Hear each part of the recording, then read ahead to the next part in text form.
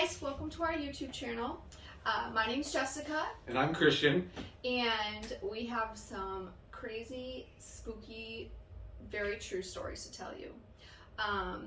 Today we are going to be talking and discussing he's not really a serial killer because his known victims are two, but they do suspect that there was more, but they could never prove it. But we'll get more into that. I do want to say there's a little disclaimer that if you are squeamish, or we're going to be throwing up some pictures and talking about some very disturbing things, and if you're at all squeamish or bothered by any of this, please click out of the video and come back and check us out another time. Absolutely. And we'll definitely have something up for you very soon.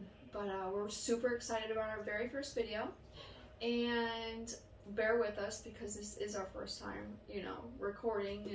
And just a little bit about both of us is I've been watching like Dateline and Forensic Files and Unsolved Mysteries and old murder serial killer documentaries, and I became fascinated by it. And then Jess, you can explain how you got into it and how we came to decide to do actually a channel highlighting and focusing on some of the most prolific serial killers in our history. Yeah, I have had this weird obsession for, I can't even remember how long, a long time, with true crime, and especially serial killers, or killers in general, and the mind behind it, like understanding why they do what they do. Exactly. And what brought them to make those choices and to hurt people and to do gruesome and horrific things. And I'm also recently been getting into the disappearance of people. People just more or less being plucked up off the earth and it's vanishing, and that's got my mind going lately too. So hopefully we'll be able to get into some of those stories, because I think it would be super important to get the word out in reference to people who are still missing to this day. There's an insane amount of, the number's so high. So if we can really get that out, and the more we spread the word on missing people and anything that can help, really. Absolutely. And if you find somebody or know of somebody out there that you actually want to find out what happened to these people, or missing person cases, and just reach out, like and subscribe our page, and reach out to us and give us some suggestions. We're always open to new material and discussion topics. For sure. So with that being said, again, real quick disclaimer, if you're squeamish, we are going to be throwing up pictures in regards to our killer today and talking about some pretty crazy things. So take care of yourselves, and your mental health comes first. Absolutely. So, and with that being said, let's have a little, we're drinking kava. For those of you that don't know, kava is a root from the Southwest Pacific Islands, and it helps with mental and body relaxation. That's where Christian and I, we met in a kava bar a few months back, and look at us now. Exactly. Yeah. And we were talking about how we both were fascinated by all this stuff, and she told me one thing about this book, about the person that we're going to highlight today. And I went right home and I watched it, and then we got back together and discussed it. And she's like, "We gotta do a podcast. We gotta do some kind of video or YouTube thing." And I was all on board, because this is powerful. It's disgusting, but it's fascinating at the same time, because I too like to get behind the mind of a serial killer or murderer in general. Yeah, this story today it's like a train wreck. Like, you don't want to see it happen, but you also can't look away. It's intense. Exactly. Very intense. So with that being said, this brings us to our first ever YouTube channel focusing on a serial killer, and his name is Ed Gein. Good old Eddie boy. Good old Eddie boy. Good old Edward. Yeah, everybody thought so, but really there's something else was happening. So, Ed Gein was born August 27th, 1906, to the parents of George and Augusta, and he also had a 5-year-old older sibling who was born in 1901 named Henry.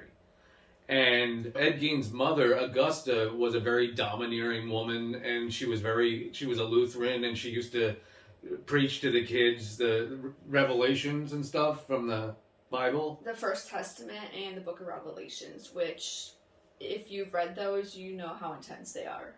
Absolutely. And his father was a raging alcoholic. He could barely hold down a job. He had certain jobs as like insurance sales. He had tanning. Tell him what tanning's about. Well, tanning and this is going to come in useful later yes. on in this story. So remember the fact that George, Ed's father, had a job in tanning, which is the sewing of hide, meaning like cowhide, for instance, to make leather furniture, to make leather shoes, whatever. And it's the sewing of hide. He also had a job in carpentry. Yep. Insurance sales, yep. Tanning, and at one point owned a grocery store as well. Now, all of this is taking place in Plainfield, Wisconsin. Eventually, they did sell the grocery store, and it was really hard for George to hold down a job. But they ended up selling the grocery store, and they bought a 160-acre farm, basically to isolate the children, which, I mean... Yeah, it was wow. It was like horrific. I mean, she wanted to really take this family out of the town because they had to sell George's grocery store, and they moved into this town just right outside of Plainfield and had a big farmhouse and acres and acres of land, and kind of made their life doing farm work at the time. Yeah, and... You know, Christian had mentioned George, the father, being a very bad alcoholic, and the mother being very domineering and, you know, pushing this huge agenda on the children. But also, when he would come home from the bars and he was very drunk, he would actually beat Augusta. Yep. And that was the only time that he really felt... I don't know a word. Like he could stand up to... Yes, stand up to her. That's yeah. Because she really wore the pants in the family. I mean, he would abuse her and beat her, but in her mind, as a devout Lutheran, she didn't believe in divorcing. Right. So she stayed with him. She never wanted her kids to be like their father, but she stayed with him just because she was that religious. Yeah. The kids were not allowed to leave the farm except to go to school, and they had to come right home. They weren't allowed to have friends. She, like I said, everything that came out of her mouth was the truth, including that all women were whores, except for her. They weren't allowed to have girlfriends. They weren't allowed to, like I said, friends. And she just really honed in and pushed that all women were promiscuous, whores, tramps. Yep. And they were evil. Very evil. And that they needed to stay away from them, and they couldn't have any girlfriends. It said that he would be like at school and start laughing hysterically while he was in school, just random fits of laughter. Yeah. And people said that he acted a little queerish and you know, but he was good in reading. I knew about that. He was a good reader. He was a very good reader. Very good reader. Not that in this story that means much. Yes. Wow. So, in 1940, Ed's father passed away from what they're assuming is alcoholism. After their father died, Henry, the older brother, kind of started pulling away from the family a little bit. He met a girl. He started realizing a lot of the stuff that mom was telling them, like, was far from the truth. And he started more or less like developing a life for himself, a healthy life for himself. And he was really starting to get worried about his brother Ed and how close he was to his mother and believing everything that she said. And the more he would go and talk to Ed about this and being like, you know, let me show you a different life, Ed would get very angry and very upset. In 1944, Ed and Henry were out doing chores on the farm. They were burning off some brush and vegetation and all that when the fire became out of control. And the fire department came out, put the fire out. They were out there all night putting the fire out. When Ed said, "Where's my brother? We became separated. I can't find him." Right. Then, so they finally got the fire out. They put together a search party to look for Henry. And they had lanterns and everything like that. And they're out searching. only to finally come across. They came across Henry, Yeah. who was lying face down in the brush, and he had mysterious bruises on the back of his head, but nobody really questioned that at all. They chalked it up and they came to the conclusion that it was asphyxiation that caused his death. So yeah, they just figured that, you know, with the fire and the smoke, that he just more or less choked to death on the flames or the smoke. And, you know, I'm pretty sure it was a little later on, like a few days later, when they're more, you know, looking over the body and stuff, is when they came across and found the bruising. But it was super weird that he was found lying face down. The only thing I can think is Ed killed him. yeah, that's what we think. I mean, it's with not the bruising. confirmed, and he never admitted to it. No. But with the bruising on the back of the head, it almost looks like, did somebody take something and smash him in the back of the head? Right. Instead, you know, was the fire really the cause? Yeah. Or on the other hand, if, you know, this fire was out of control and he's running, you know, to try to get somewhere safe, that, you know, eventually people don't burn to death. You'll die from smoke inhalation first. So he could have inhaled smoke and he's running and he just finally passes out and collapses. But we'll kind of come back to that a little bit towards the end. So after Henry passed away, their mother actually had like a stroke that left her housebound, and it was weird because Ed felt the need that he had to take care of his mom, and like even though he was trying to pick up some jobs, he was a babysitter. Did you see that? Yeah. He was a babysitter. Wild. People let them babysit his children, and he was a handyman, but most of the time he would just stay home. He dropped out of school actually when he was after 8th grade. Yeah. And but he would stay home and just take care of his mom and look after his mom, and this crazy, weird, unhealthy dynamic between he and his mom was absolutely insane. It was like he had this sexual lust for his mom, because remember, like she told him that all women are evil, except basically for her. Yep. I mean, she even caught him in the bathtub, massaging his genital area when he was like 13 or 14 years old, and she actually went up to him and like twisted and pinched it, and said that, you know, that's the work of the devil, that's evil. You guys all must remain virgins and all this stuff. So it was a pretty thing, but still there was that love-hate. He felt that need to take care of his mother. Yeah. It was wild to me that, you know, and his brother, we were talking to his brother, started questioning that, so you already got that part. Yeah, so after she had her stroke, Ed was taking care of her, and then she had another stroke a few months later and she passed away. So now, leading up to this, 1940, Ed's father dies. 1944, Ed's brother dies. In 1945, Ed's mother dies. So in a matter of 5 years, three people, he lost his entire family, which that is really sad. Like, that's like it devastating. It is. You know, and not to mention with everything he's grown up, you know, believing and being told, and then you lose your entire family in 5 years. Like, that's wow. Yeah, that's hard awful for anybody to take. It's super sad. But I mean, at the same time, there's no real proof that, you know, he could have possibly killed Henry. Yeah. And he could have possibly killed his father, because they really wanted his father out of the picture. Right. So, but that was never confirmed, and he never pled guilty or even admitted it. But it makes you think. Yeah. It makes you think that this guy could be involved in a lot more stuff than we think about. Right. You know, think of. Yeah. It's crazy. So now Ed is left by himself on this 160-acre farm. So he eventually... What do you do when you're alone? I don't know. Phone a friend. Phone a friend, yeah. Yeah, it gets weird. So he starts working odd jobs, you know, to try to obviously, you know, financially take care of the farm, and they don't really work out. He can't really hold on a job.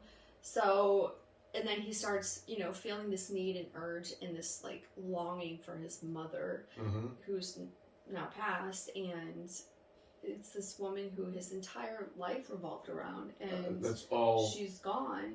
That's all he had. Yeah. I mean, he had one friend, and they chased him away, their friend away. I mean, she wouldn't allow him to have anybody. No. So he had nobody. He really stuck to being on the farm all the time.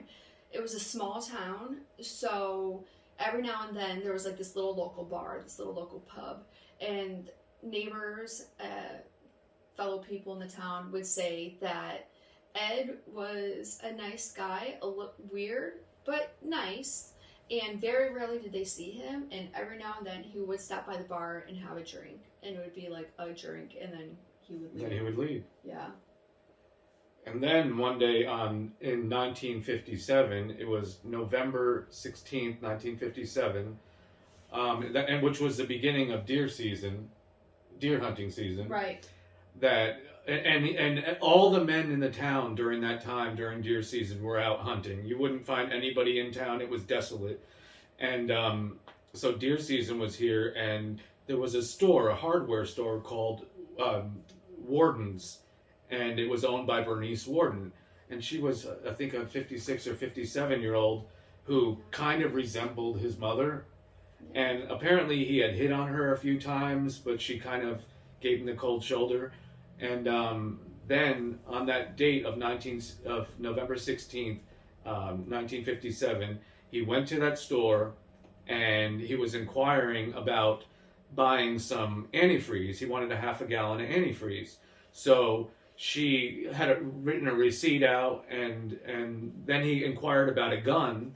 And so while she was going to get that gun, he picked up another shotgun, which was in the store, and shot her in the back of the head. And then basically she was lying there in a pool of blood, and he dragged her out to his car. So the next day, Bernice's son went looking for her. He didn't hear from her, couldn't find her at home, went by the hardware store, and noticed that it was unlocked, which he thought was weird because his mom would never do that. Right. So he went inside to now see blood on the floor and his mother missing. And obviously, any son, I think, would start panicking. Yeah, he was devastated. Yeah, and had just happened to look on the counter and saw a receipt that for Ed, Yep. showing he's the last person in the store. It said Ed Gein, and he was the last person that visited that store. Yeah. And it's crazy how he knew to pick that certain day where he knew nobody else would be around. Yeah. Because during that time there weren't a lot of women going in hardware stores. No. It was mostly the men.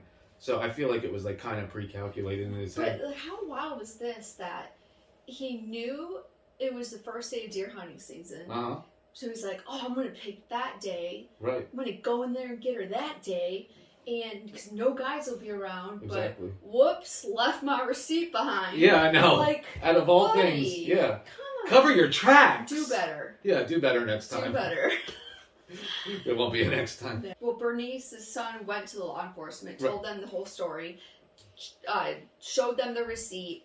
They went out to good old Ed's house, and it was, they walked into a house of horrors. Not whores. Horrors. Horrors. Yeah, because whores would be totally against what his mom wanted. No, yeah, his mom did not want all the whores there. No, she didn't want anybody. No whores for Eddie. And they walked around, actually, it's called a summer kitchen, but it was a back around by a barn, a wooden barn type thing attached to the house, and they walked in there and they couldn't see anything because there was no electricity in his house. He had all the electricity off.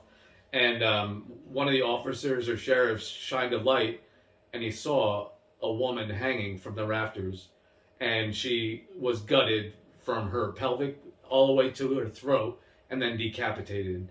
And I read a lot of reports of that. There were a lot of sheriffs and law enforcement running out, throwing up. Yep. And one detective actually died during this case because of because of all the traumatic trauma that he was experiencing during that investigation. It was wild.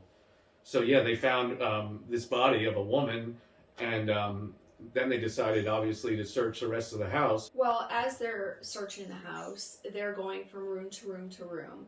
And in so many interviews that I've watched and read with investigators, police, anyone on the scene, they said the smell was horrific.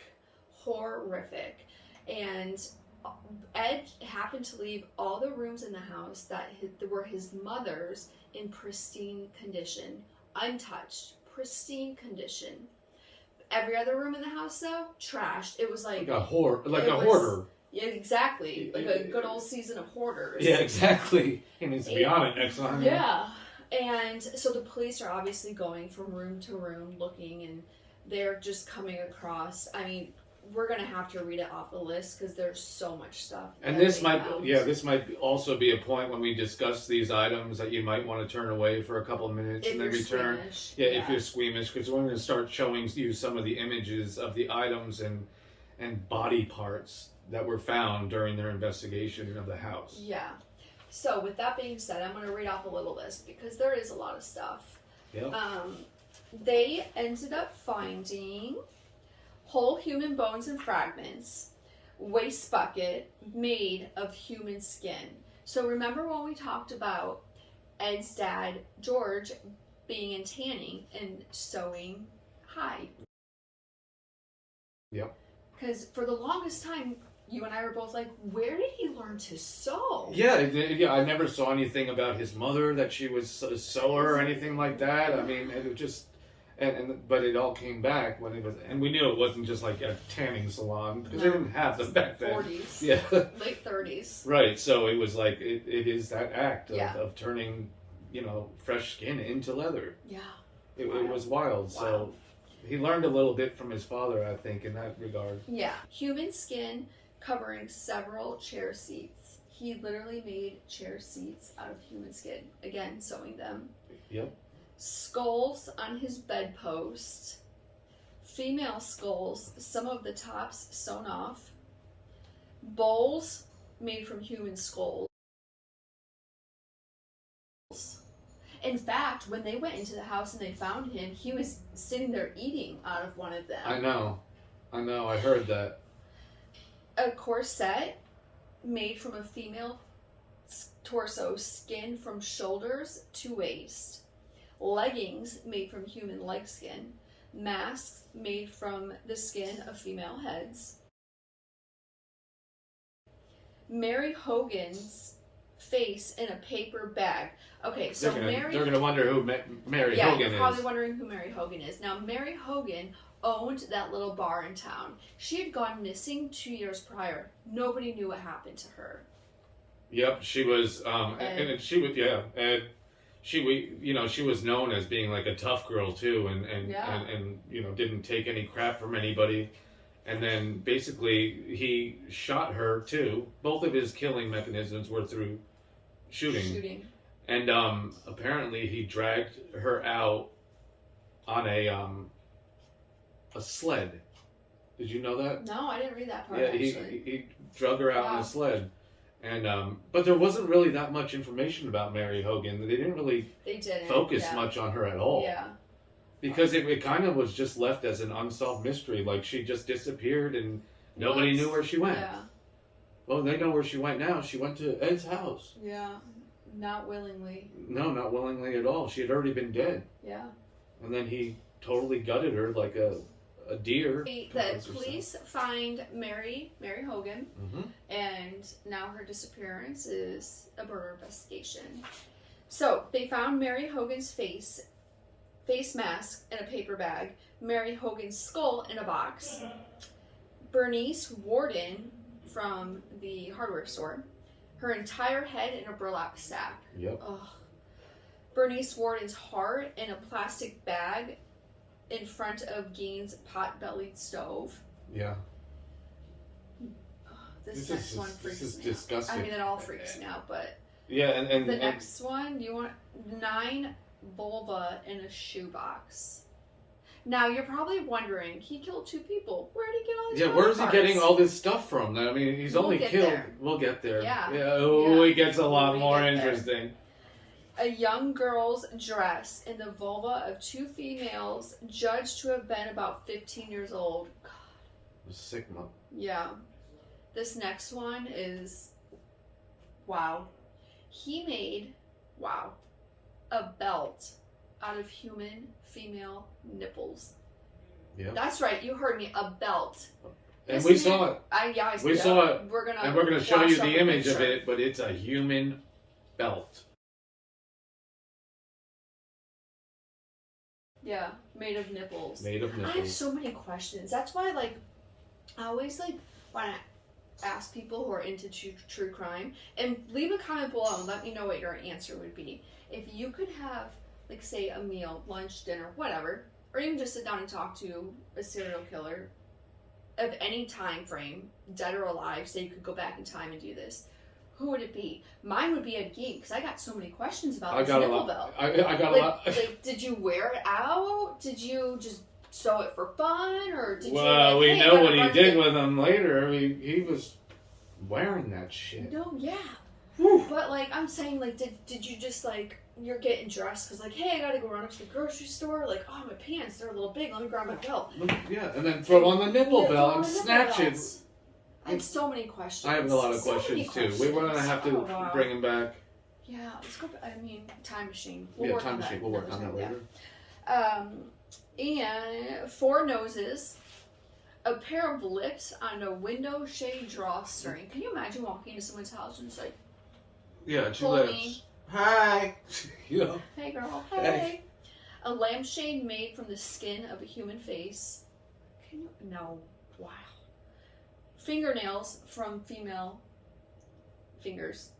And this is all like just chilling in his house. Yeah, the sheriffs are all seeing all this stuff, which is why they were getting so grossed out and getting sick and can you imagine this dying over this. Oh, the smell was terrible. Yeah. So now you're probably wondering, well, he killed 2 people. Where the heck did all these body parts come from? Exactly. Well, before he actually started killing people, Ed would go to the local gravesite and start desecrating graves. Yep. Meaning dig up graves and take the bodies and bring them on home. Yeah.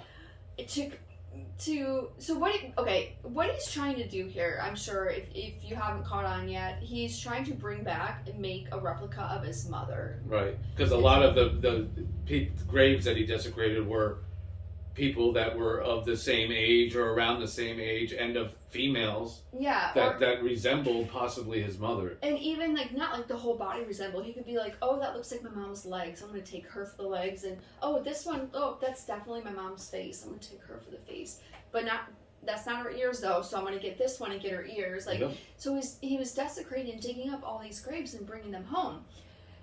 But then as he is sewing the skin from these desecrated graves, he's realizing, oh, I don't like this. I don't like the way this skin sews, because these people have been dead, and there's no moisture in the skin, and it's not plump, and they're dead. Absolutely. And so that's when he just goes in and starts whacking people off. Woo! Woo! Woo! Not that way. No, you know what I mean? Shoot! Dirty mind. Yeah, it is. So, that's what he was doing. He said that there was no moisture in the dead bodies, and it wasn't like plump and enough for him to obviously sew. Yeah. He was trying to make a whole literal outfit. He used to walk around dancing in all of this skin that resembled a woman that he was trying to recreate his mom. It's such a sick dynamic. Yeah. I still can't get past that. That's like my most fascinating part of this all is like, how can that relationship with a mother and a son get to that point where you just, and then you lust after them? Yeah. It's crazy. It's so crazy, and at the same time, it's like, as I'm a mother myself, my son's going to be 16 next month, and like, it's also sad to think like his mom died. Remember, his whole family died in a matter of 5 years, but like his relationship with his mom and being so close to her, like creepy close, but still like they clearly cared for each other and they loved each other. Yep. Like, how sad is it that he's feeling this need to want to bring his mother back in some sort of way, where he's going out and killing people because he misses her so much. I know. And it's like he never like evolved like as a child. Like he always stayed with that childlike mindset, and just wanted to bring him. He was in love with his mom. Yeah. He was in love with his mom. Yeah. And then I never read anything about like any incestuous stuff that happened with them. Read anything like that. But they did discover like magazines about like certain you know, sexual incest and stuff too. I don't know if you saw that. Yeah. But it was like he was reading all these weird material, and it really Extremely unhealthy. yeah. Either way. Normal people don't do this. No, extremely unhealthy, but it is still sad that he clearly missed his mother so much. That's heartbreaking. It is sad. It's heartbreaking. And she treated them like shit. Yeah. Like. And he still loved her no matter what. Unconditionally. Yeah. It was the only woman I think he's ever loved. Yeah. Was his own mom. For sure. So, obviously, the cops arrested him. He was arrested on November 17th. It was 1957. Yep. November 17th, 1957. Ed was arrested. And remember, like, Bernice was on the 16th, 1957, so it was just a day earlier. Yeah. So it was like a pretty quick. They found him and called him. Okay, so after Gein is arrested, he's telling the cops. I mean, he was very honest with them. Like, listen, totally honest. I went to the graveyard. I dug up some bodies. Some nights I would just go there. I wouldn't take any. Right. Other nights I was hauling a couple home. You know, and basically told them I'm making a female suit. You know, to bring my mother back. I miss my mom. Yeah. And he's like in his 50s. Yeah. You know, it's just like, you know, that's why it's so fascinating to me that when you're that young, that kind of stuff stays in your mind for the rest of your life. Yeah. Any traumatic experience or love or any type of feeling that makes you feel a certain way never leaves. No. Ed did deny to the police any allegations that he had slept with the corpses, so... Yeah, he actually said, quote unquote, that he didn't sleep with the corpses because they smelled funny. Which is totally crazy, disgusting. Because his house must have smelled like death. I don't even want to know. It was like rotting flesh. Yeah. Noses and skulls and hearts and heads and nipples. You're stuck on that, aren't you, baby? I don't know why. It just blows my mind. I know. It's like wild. And I think he dug up what nine graves, like confirmed nine graves, confirmed. and then only 2 obviously confirmed deaths. Okay, so while Ed was in investigation with the police, he did admit to the police about Mary. He's like, yeah, I killed her, but I don't remember any details he had about that. No recollection. I don't remember. Yeah, he didn't remember it, but he admitted it. So because of all of this happening, he now becomes a suspect in other different disappearances and murders. Right. Not so much locally, but like in surrounding counties and whatnot. Right. But he is, and we'll get to it, but he is only ever convicted of the 2. So they went to trial. Yeah. In November of 1957. Yeah. Yeah, I remember it was like 5 days later. Like nowadays, you're going to trial for something like this, it's going to be like a good year or 2 down the line. This was 5 days later? Yeah. Only 5 days later. Yeah, only about He's 5 days. He's in trial. Boom, in trial. Yep. So the outcome of that trial... He was found clinically insane and mentally unstable or whatever it is to stand trial. Yeah. So they sent him to a psychiatric hospital. I think it was the original one was called like Central before he was transferred to Madison, Wisconsin. Yes. In the end.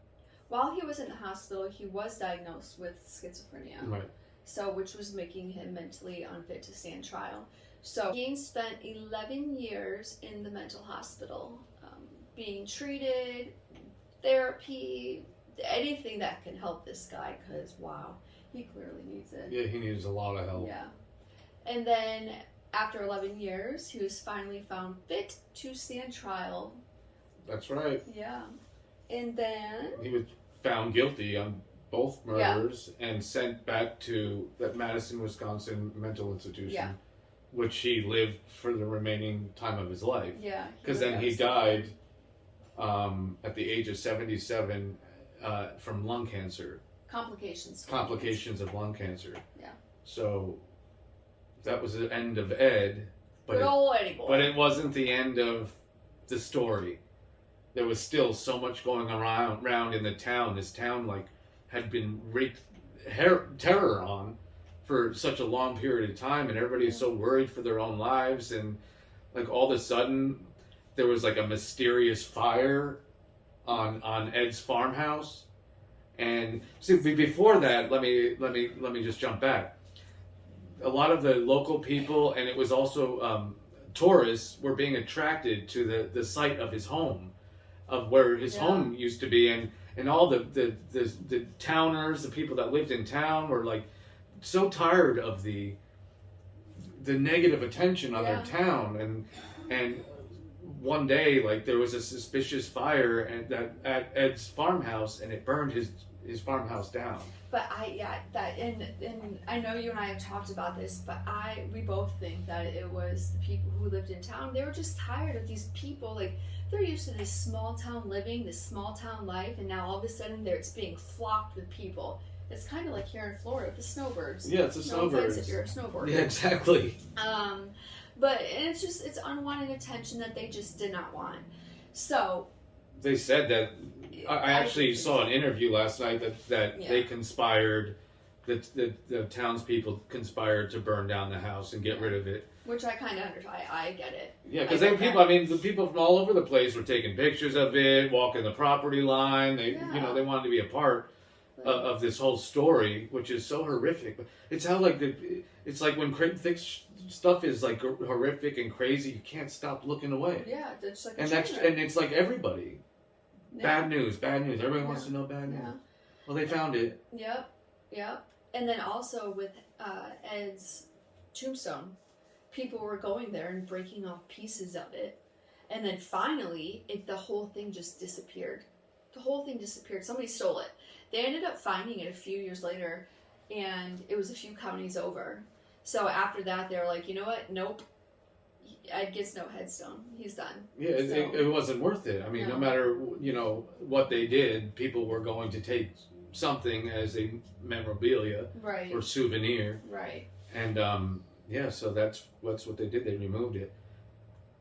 It's just like, the story is just wild to me. Anytime I watch like a new documentary, I read a new book, or I love telling this story. I mean, it's so sad. Don't get me wrong. Like, it is like so sad, but never in my life skin suit. A skin suit. Nipple belt. Skin suit, nipple belt, skulls for bowls, and you're gonna eat out of that skull, somebody's brain. And this guy used to babysit people's children. These people. If you have children, always vet your babysitters. Yes, exactly. Watch out for the kitties. Yep, they might get whacked. So Ed Gein did die when he was 77 years old, and that was the end of Ed. Yeah. That was our story about Ed. This was a hard one for me. I don't know about for you, but no, it is. This is, like I said, and I've watched hundreds, maybe even thousands, between serial killers, disappearing cases, everything. I've watched so many cases, and this one is still one that like I could talk about all day, because the mind behind it, and it just goes to show that how we parent our children. Mm-hmm. Everyone has different parenting techniques, and that's totally fine, as long as it's not to extremes like this. Yes. Where you are totally just keeping your children from things they should be experiencing. They should be being children. I'm not going to go into how people should parent their children, but it just, I mean, with these killers and serial killers, the mind behind it it's mind-blowing for me. And there's a pattern. If you look back with all these people, there's a total pattern. Yeah. He's a Virgo, by the way, if you guys are into astrology. So Ed has inspired a lot of different films, and I was looking at all of them, and if you guys know the Norman Bates character in Psycho, he inspired that character. He also inspired Leatherface from Texas Chainsaw Massacre, if you remember that one.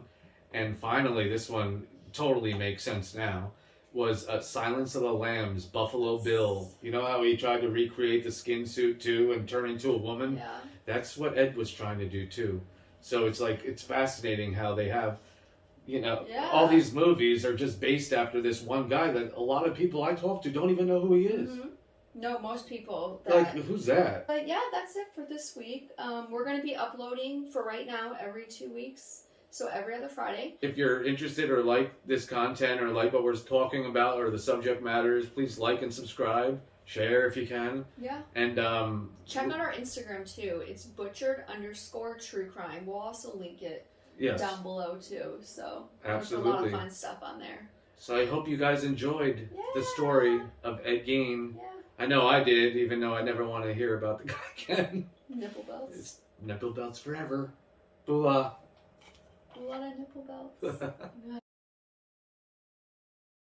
You have to pause when you're watching true crime stories, and you just gotta shake it out. Shake it off. Like that. Like that. And then that. And then that. And then sidekick. Woo! Okay. Woo! So Ed Gein was born on August 27th, 1906 to the parents of George and Amelia. I've only watched this shit 500,000 times. Start over on Yeah. Thursday. Ed Gein was born in on October. Christian, if you Get it together. It'll take forever. I know. Like his mom was a very domineering. I was trying to roll with it.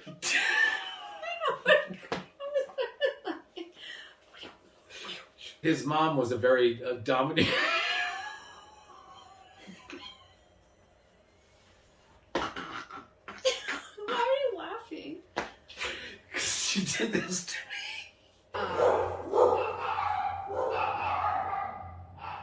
Pause. Pause.